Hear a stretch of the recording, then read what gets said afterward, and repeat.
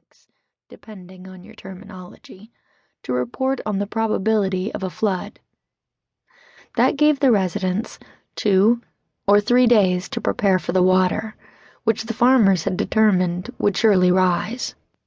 After the necessary phone calls were made, the news burning up the wires, 24 anxious men, my usually gregarious neighbors, set their faces to stone and hauled load after load of sandbags to dam the weak banks of the young river. Their sons and daughters, including Marcus and I, watched from their porches. Someday, we would be the ones to haul the sand. We needed to know how it was done. The men labored silently in a long line, passing the weighty bags from man to man to man, like a crew of sailors loading a ship with provisions. The last man in the line threw the bag on the top of the last bag until the stack was man-high. They prepared the riverbed itself first, adding height and breadth to the banks. Then the crew filled the eroded hollows between the houses of the little riverside hamlet that we called home. After that was done, they helped each other secure their own homes until every home was ready to receive the rising water. Most folks could see the river from their porches. Everyone could smell it.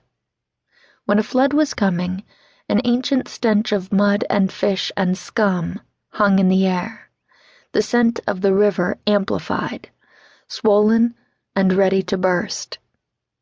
The flood itself, though, the water's tipping point, always arrived in the middle of the night. When this one came, our phone rang around midnight on Friday. My dad put on his waders and sloshed over to his pickup truck.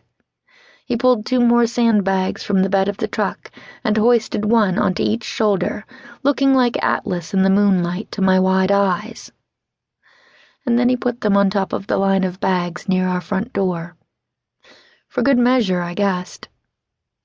Though, I had the feeling that if the water got that high, sandbags wouldn't much matter. In a question-and-answer session after reading aloud his story, On the San Juan, Ron Carlson addressed the topic of water shortage in the American Southwest in a way that only a writer can, with personification. You get the sense that the heat wants to hurt you. It was all he really needed to say. He was talking about the violence of nature. Violence like the hot, slapping hand of the sun.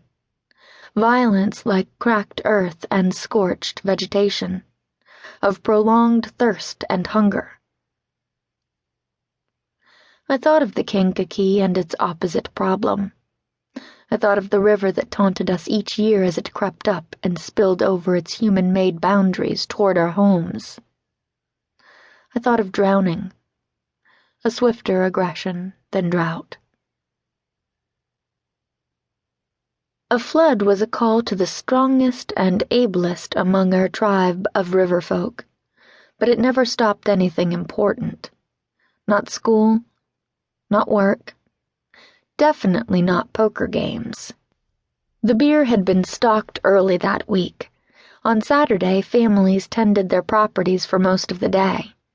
They secured their porch furniture with chains and ropes, waiting out the rise, periodically lowering the end of a 2x4 into the water to see how much it had gained on them.